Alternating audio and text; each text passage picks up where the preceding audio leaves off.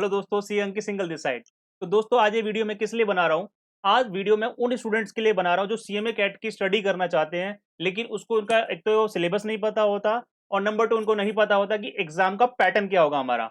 तो आज इस वीडियो को बनाने का मकसद यही है कि उन स्टूडेंट्स को गाइड करना सिलेबस के रिगार्डिंग और एग्जाम के पैटर्न के रिगार्डिंग। तो चलिएगा स्टार्ट करते हैं इस वीडियो को। तो फर्स्ट ऑफ ऑल मैं डिस्कस करना चाहता हूँ कि सीएमए कैट का जो सिलेबस है दो पार्ट में डिवाइडेड है। एक है part one. Part one, yes part one. Part one basically entry level test है जिसको हम फाउंडेशन कोर्स भी बोल सकते हैं।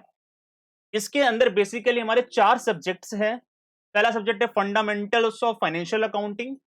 Number 2 applied business and industrial law. Number third paper है financial accounting part 2। And fourth paper है स्टैट्यूटरी कंप्लायंसेस। तो ये चार पेपर है सर हमारे पास पार्ट वन के अंदर। ये पार्ट वन में बेसिकली हम लोग इन सब्जेक्ट्स के बारे में आपको नॉलेज देंगे, अकाउंट्स के बारे में बताएंगे कि किस तरीके से अकाउंटिंग एंट्री बनाएं, किस तरीके से बैलेंस शीट्स बनेंगी। ठीक है, तो किस तरीके से अकाउंटिंग होगी वो फाइनेंशियल अकाउंटिंग के अंदर हम लोग सीखेंगे। नंबर 2 हम लोग सीखेंगे इंडस्ट्रियल एंड बिजनेस लॉ। तो वो सिंपल सी बात है, अगर आप लोग इंडस्ट्री में काम करेंगे तो थोड़ा बहुत लॉ के बारे में जानकारी होनी चाहिए, नहीं होनी चाहिए? तो लॉ के सब्जेक्ट के अंदर हम लोग लॉ सिखाएंगे। नंबर 2 है financial accounting part 2। Financial accounting part 2 के अंदर क्या है सर? इसके अंदर बेसिकली पेरोल के बारे में, पेरोल की मतलब जो हमारी एम्प्लॉयज की सैलरी की कैलकुलेशंस कैसे होंगी, ठीक है, कुछ एसेट्स की अकाउंटिंग कैसे होगी। तो इस तरीके के कुछ टॉपिक्स हमारे फाइनेंशियल अकाउंटिंग पार्ट 2 के अंदर आते हैं। और लास्ट में हमारा पेपर नंबर 4 कौन सा है? स्टैट्यूटरी कंप्लायंस, जहां पे हम लोग टैक्स के बारे में सीखते हैं, जीएसटी के बारे में सीखते हैं, इनकम टैक्स एक्सेट्रा।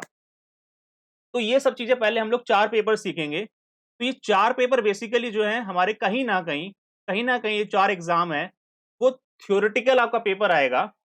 और ये चार एग्जाम के जो पेपर आएंगे 200 मार्क्स का एमसीक्यू आएगा सर। मल्टीपल चॉइस क्वेश्चंस आएंगे 200 नंबर के। और बहुत सिंपल है, इसमें से आपको केवल एंड केवल 100 नंबर लेने हैं और 200 नंबर का मल्टीपल चॉइस क्वेश्चन पेपर आएंगे सर आपके। और उसमें से 100 नंबर लेने, दैट इज 50% ओनली एक्सपेक्टेशन है इंस्टीट्यूट की आपसे। और जैसे आप 200 में से 100 नंबर ले लोगे, आपका पहला हमारा जो पार्ट होगा वो क्लियर हो जाएगा, फर्स्ट पार्ट आपका क्लियर हो जाएगा। और यहां पर ध्यान रखना, यहां पे कोई भी नेगेटिव मार्किंग नहीं होगी। There will be no negative marking. इसका मतलब अगर आपने कोई गलत क्वेश्चन भी कर दिया तो जितने एक नंबर ही कटेगा, ठीक है, उससे एक्स्ट्रा नहीं कटेगा सर।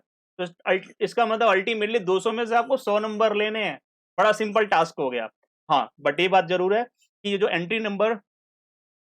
एंट्री लेवल का टेस्ट है इस पार्ट वन है, इसका एग्जाम आपको सेंटर पे जाके देना आना पड़ेगा। इसका मतलब घर बैठ के नहीं दे सकते एग्जाम, आपको सेंटर पे जाना पड़ेगा प्रॉपरली और वहां जाके एग्जाम आपको देना पड़ेगा। तो जब भी आपको एग्जाम देना है उससे पहले आपको एग्जाम फॉर्म फाइल करना होता है, एग्जामिनेशन फॉर्म फिल करना होता है सर, जिसकी 730 रुपीज की फीस जाती है। ठीक है, और आपको जब एग्जामिनेशन फॉर्म फिल करे उस समय आप अपना नियर बाय सेंटर सेलेक्ट कर लें, जिससे कि आपके एग्जाम आपके सिटी, आपके विलेज के आसपास ही हो, ज्यादा दूर आपको जाना ना पड़े सर।